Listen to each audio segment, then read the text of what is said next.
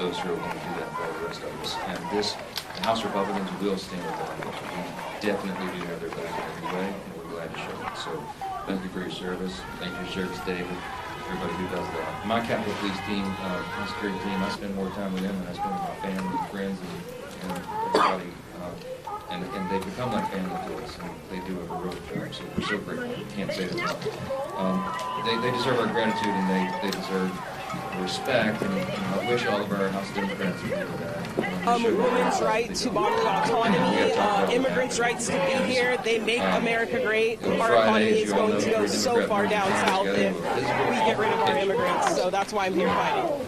Outside the Delaney Hall, I've seen a lot of hatred, whether it be towards trans, LGBTQ, Latinos, all types of communities have been just, amid a long list of there's just so much bias and hatred out there. I've been a victim of it, and I thought this is a perfect moment. History is being made right in front of me. I will come out here and I'll stand for what I believe in. Friend Hakeem Jeffries said, quote, "We will never bend the knee." To bend the knee to what, Hakeem? To ICE? Come on.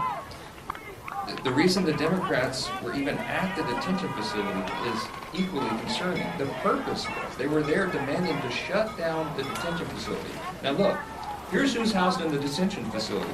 Violent gang members, rapists, and murderers. They want to shut it down. We already know that Democrats support open borders. They support MS-13 gang members. They go visit them in jail. They want to allow illegals to vote. But this really is a new vote. Republicans want to detain and deport criminal illegal aliens. Democrats want to empty the jails. Could you have a stronger contrast than that right there? We don't need less detention beds at facilities. We need much more. And that behavior is just unacceptable. We're grateful to U.S. Attorney Alina Hoppe in New Jersey. She's opened an investigation into this matter. And that legal process will play out. We're having conversations with them this morning in the House Republican Conference meeting this morning about appropriate action that we need to take here to address that inappropriate behavior. There has been so much legislation passed in the past couple weeks since January 20th.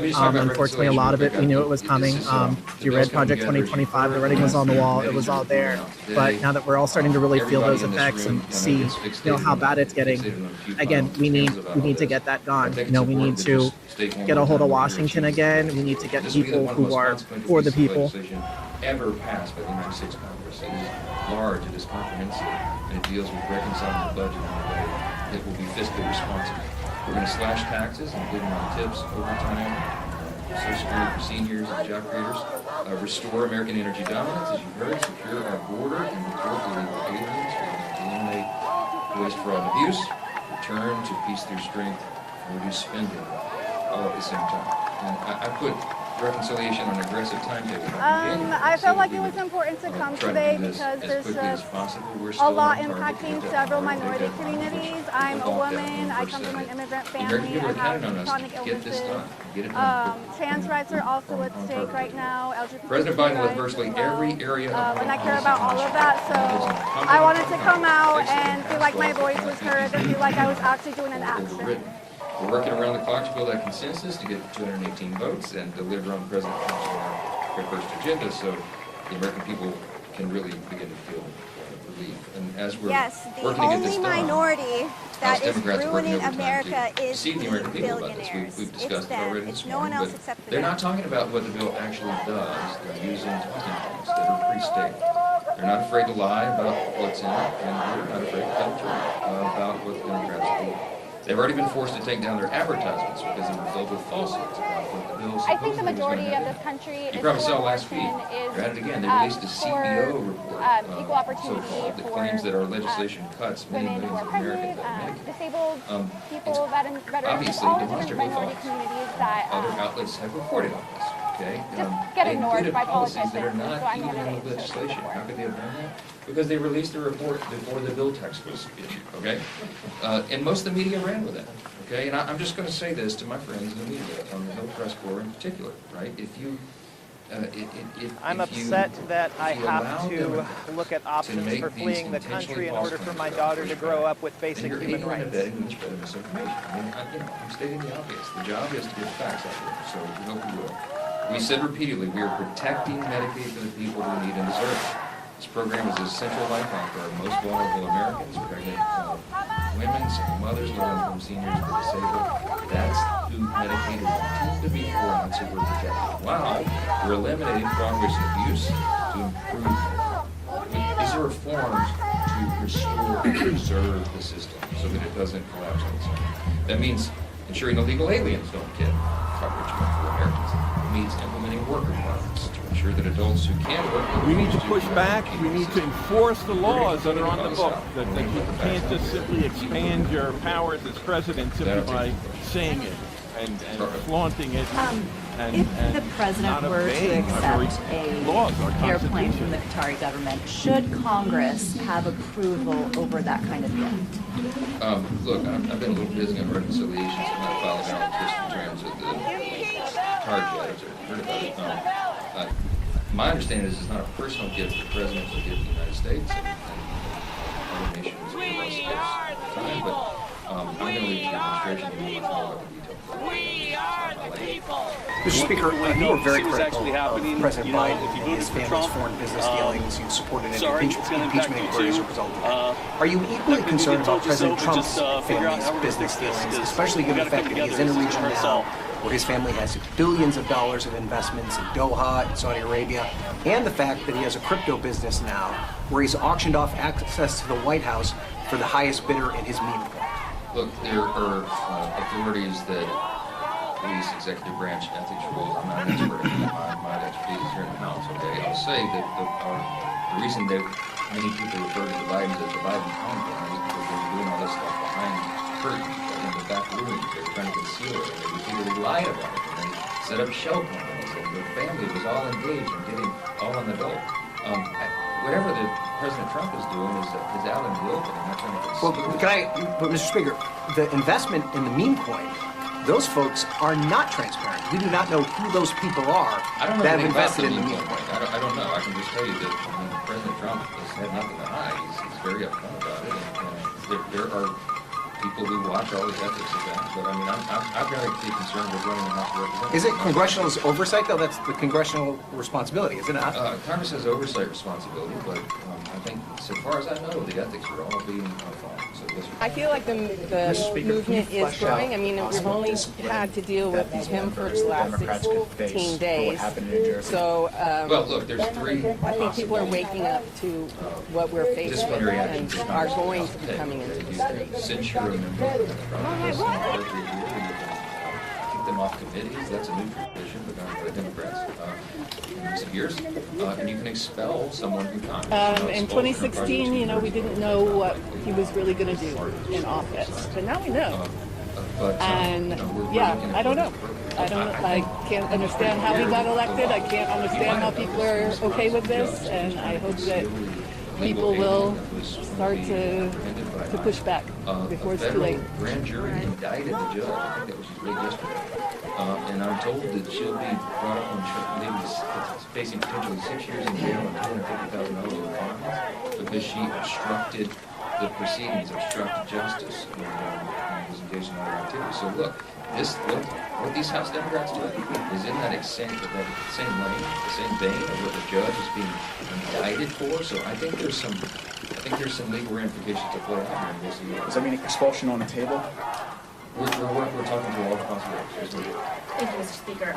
So a group of your colleagues are having bipartisan talks about potential congressional stock ban. I wanted to see where you are on that. If that's going to move ahead. I know that they're working to get something that's going to have broad consensus. Yeah, you want me to tell you my honest opinion? I mean, I'm in favor of that because I don't think we should have any appearance of impropriety. Okay, but the other side of it, some people say, well, look, the salary of Congress has been frozen since 2009.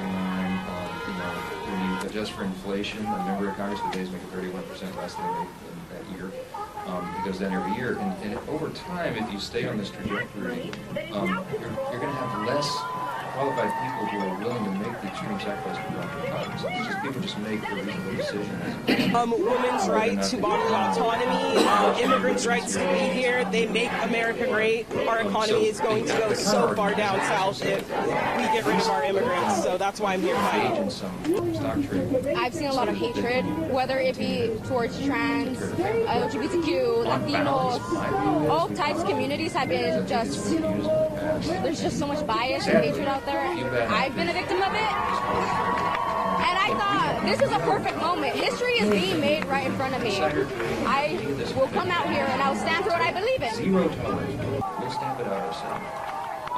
So that's why I'm in favor of the policy, but I understand people that have misgivings about that.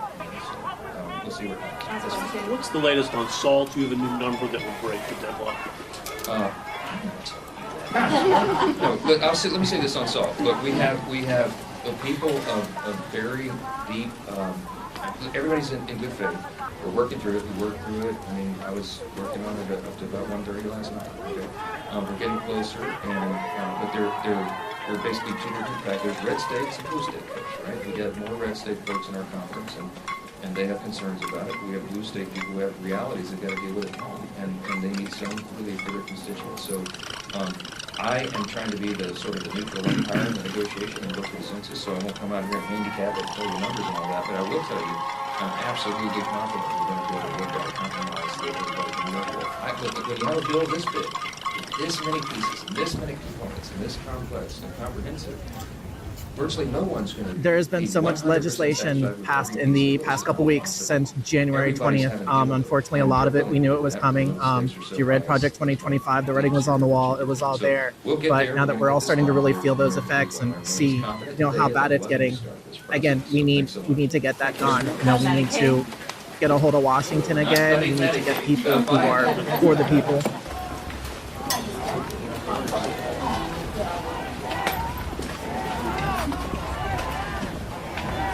I actually just need to sound like perfect.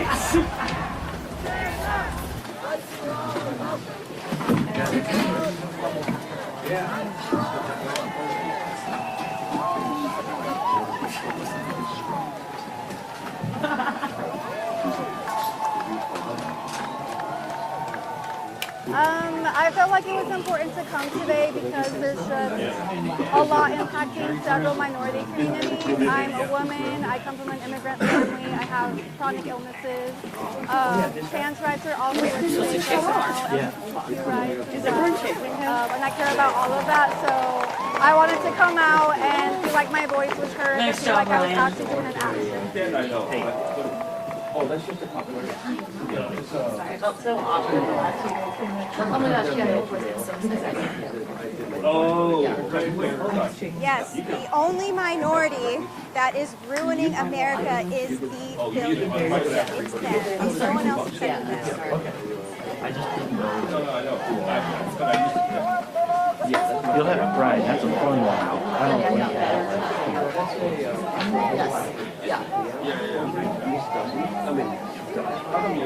I think the majority of this country is for abortion, is for equal opportunity for women who are stable people that are We'll find time. Yes, for sure. I'm so excited. Yay! I'll text you. Just get ignored by politicians, and so I'm here today to show my support.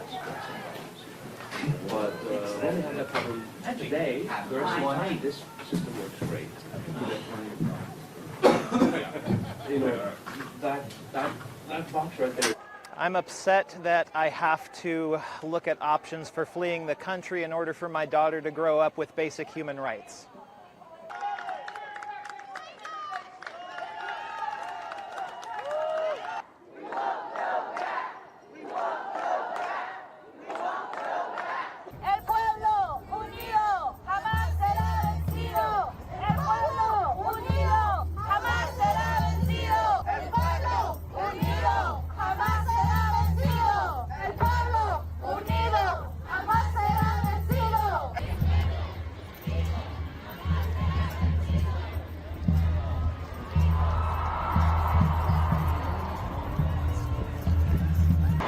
We need to push back. We need to enforce the laws that are on the book, that you can't just simply expand your powers as president simply by saying it and flaunting it and not obeying the laws of our Constitution.